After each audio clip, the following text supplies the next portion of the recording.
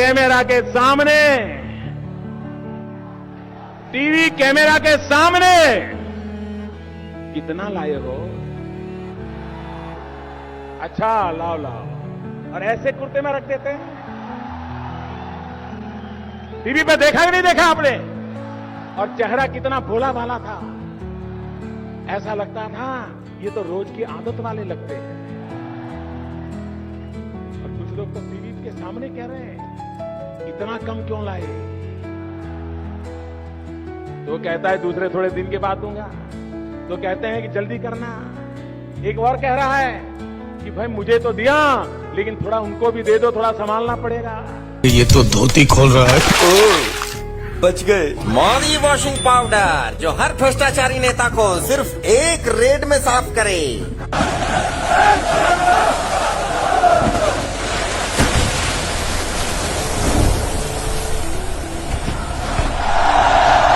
धुलकर सारे दाग, सीएम बन गए हमारे शुभेंदु अधिकारी।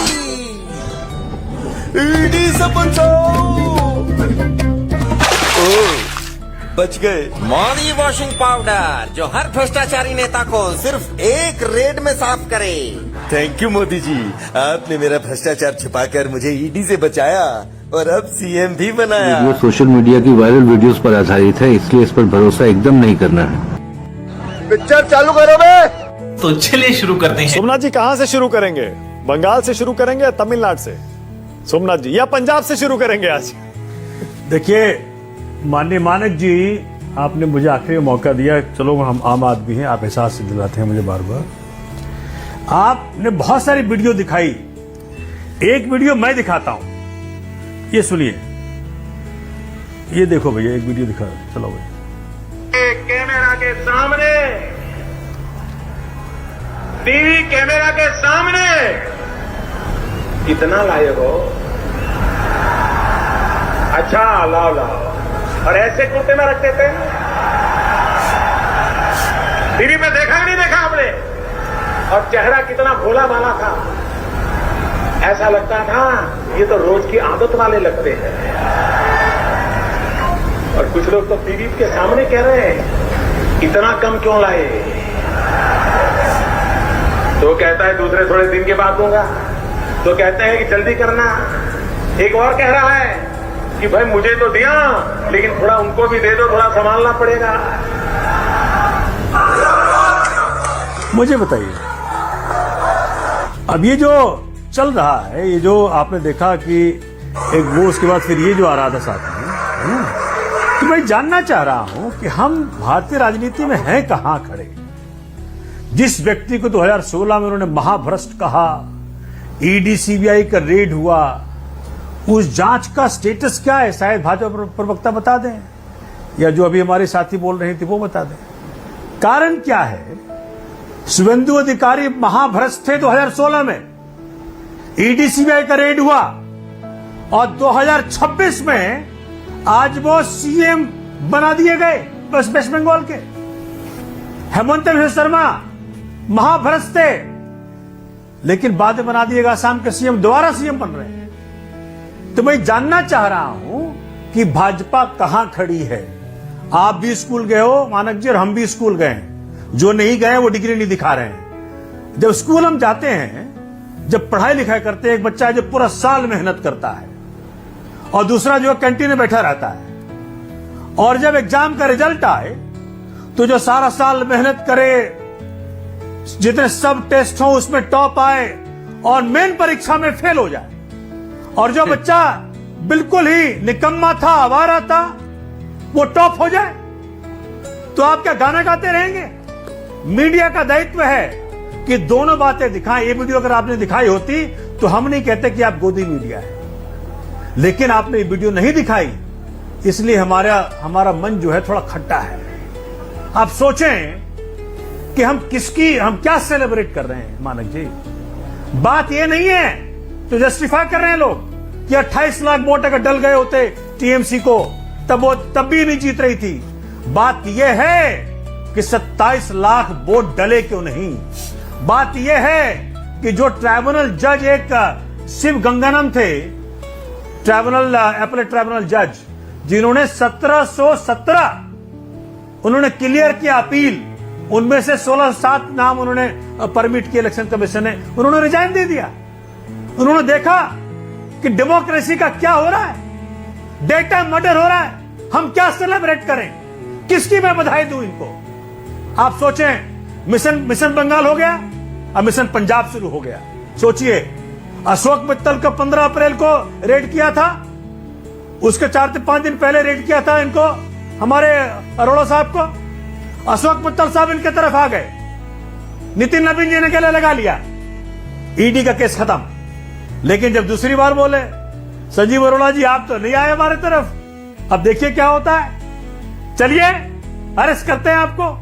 और जहां से 21 लाख का बैग जो फेंका गया था ना, वो तो भाजपा का आदमी था, मालूम है आपको, तब वहां से उल्टे पांव भागे थे ईडी। ये हो क्या रहा है, डेमोक्रेसी बचेगी कि नहीं बचेगी, इसकी चिंता है माने की। ये भाजपा पार्टी अटल बिहारी वाजपेयी की पार्टी है, जिन्होंने कहा था सत्ता अगर ऐसे मिले हम चिमटे से नहीं छूना चाहेंगे। अरे कहां से कहां आ गई भाजपा, कहां से कहां आ गया मेरा देश। ये जनादेश है, हो क्या रहा है। लेकिन बता दूं मैं, पंजाब गुरु गोविंद सिंह जी की धरती है। किसका आंदोलन? गुरु गोविंद सिंह जी ने हमें समझाया, आपने चारों बच्चों को, उनके चारों साहिबजादे शहीद हुए, पिताजी शहीद हुए, माता शहीद हुई। मैंने बार बार कहता हूं कि वो तो परमात्मा स्वरूप थे, वो चाहते तो ईट सीट बजा करके मुगलों को दिखाते उसकी औकात।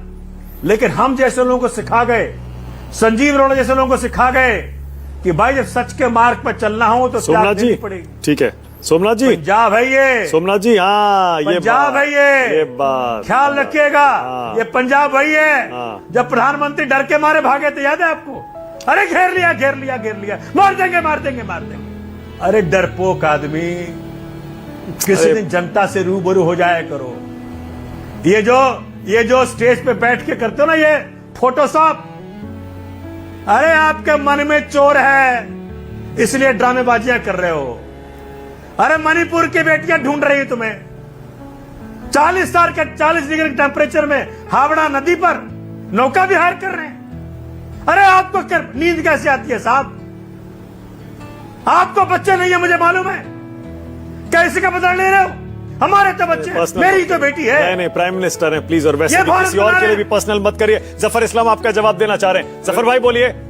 जफर भाई, तो सम्राट चौधरी के नए नवेले शिक्षा मंत्री मिथिलेश तिवारी कह रहे हैं कि बेटी पर ही रहना सही है, उनको पढ़ाने की जरूरत नहीं है क्योंकि उनको तो हक ऐसे ही मिल जाएगा।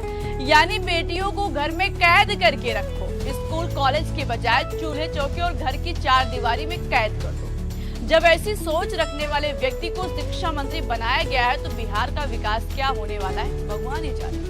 स्वास्थ्य मंत्री निशांत कुमार को ये नहीं पता है कि जेडीयू 2025 में कितनी सीटें जीती थी। यही नहीं, जनाब को ये नहीं पता कि कौन सा सन चल रहा है। कह रहे थे कि 1925 में जेडीयू को जनता ने 200 सीटों से जिताया है और ये महोदय हैं जो बेटियों को सुरक्षा और नौकरी नहीं दे पा रहे हैं तो घर में बैठने की सलाह दे रहे हैं। ये मोदी है, भ्रष्टाचारियों को सजा दे करके रहेगा। वॉशिंग मशीन को जान लीजिए। असम के सीएम हेमंता बिश्व शर्मा 2014 में शारदा चिटफंड घोटाले में सीबीआई ने छापेमारी की थी, लेकिन 2015 में बीजेपी में शामिल होने के बाद मामला आगे नहीं बढ़ा। शुभेंदु अधिकारी शारदा चिटफंड घोटाले में आरोपी, टीएमसी से बीजेपी में शामिल होने के बाद गिरफ्तारी रुक गई। राज्यसभा सांसद प्रफुल्ल पटेल 3000 करोड़ रुपए के विमान घोटाले के आरोपी, बीजेपी गठबंधन में शामिल होने के बाद सीबीआई ने क्लोजर रिपोर्ट दाखिल कर दी। अशोक चव्हाण आदर्श हाउसिंग सोसाइटी घोटाले के आरोपी, कांग्रेस से बीजेपी में शामिल होने के बाद राज्यसभा सांसद बने और उसके बाद जांच। वॉशिंग पाउडर जो हर भ्रष्टाचारी नेता को सिर्फ एक रेड में साफ करे। साउथ में सूफड़ा साफ होने के बाद देश के प्रधानमंत्री नरेंद्र मोदी खुलेआम कांग्रेस की सरकार गिराने का ऑफर दे रहे हैं। क्या मोदी जी के अंदर शर्म नहीं बची है, जो भरे मंच से कांग्रेस मुख्यमंत्री रेवंत रेड्डी से कह रहे हैं कि केंद्र सरकार तेलंगाना के प्रोजेक्ट और फंड को तब अप्रूव करेगी जब आप भाजपा में शामिल हो जाएंगे। कांग्रेस मुख्यमंत्री ने गुजरात मॉडल का रेफरेंस देकर फंडिंग मांगी तो मोदी ने उसी रेफरेंस का सहारा लेकर तेलंगाना में कांग्रेस सरकार गिराने का ऑफर दे दिया। अभी तक पीठ पीछे भाजपा दूसरों की पार्टियां तोड़ती थी, लेकिन अब तो सरेआम भरे मंच से सुनिए मोदी जी क्या कह रहे हैं। मैं रेवंत जी से कहूंगा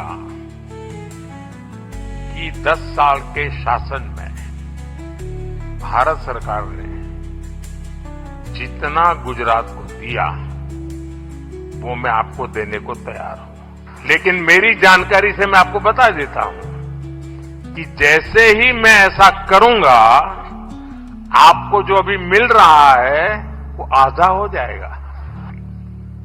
आप जहां पहुंचना चाहते हैं नहीं पहुंच पाएंगे, और इसलिए अच्छा है कि मेरे से ही जोड़ो। ये कौन सा लोकतंत्र है जो दृश्य और तस्वीरें बंगाल से आ रही है और पूरा का पूरा गोदी मीडिया खामोश है, केंद्र की मोदी सरकार खामोश है। क्या हम बंगाल को मणिपुर बनाना चाहते हैं? बंगाल के चुनाव का परिणाम आने के बाद कहीं खुशी कहीं गम का माहौल है। जाहिर सी बात है, जहां पे जो पार्टी चुनाव जीती है उसको जश्न मनाने का हक है, लड्डू बांटने का हक है, लेकिन जो लोग चुनाव में हारे हैं उनको मारने का, पीटने का, उनके कार्यालय जलाने का, हिंसा करने का या उन पार्टियों के समर्थकों को सड़कों पर पीटने का अधिकार किसने दिया? क्या हम बंगाल में हिंसा को एक एक इलाके में पहुंचाना चाहते हैं? यही तो खतरा है बीजेपी से। भारतीय जनता पार्टी जिन क्षेत्रों में उसका उदय होता है वहां हिंसा का उदय होता है, गुंडागर्दी का उदय होता है, लोगों के अधिकारों को कुचलने की शुरुआत होती है, और यही बंगाल में हो रहा है। और आप देखिए कि पूरा का पूरा गोदी मीडिया खामोश है, केंद्र की मोदी सरकार खामोश है। अब वो केंद्रीय सुरक्षा बल दिखाई नहीं दे रहे, अब वो चुनाव आयोग कहीं दिखाई नहीं दे रहा, उसकी सख्ती कहीं दिखाई नहीं दे रही।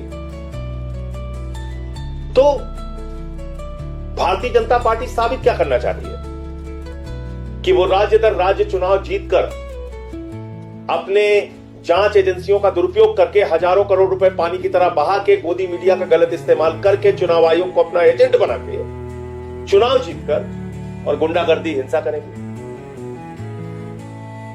क्योंकि यह आपको सोचना होगा कि देश तो आपका है।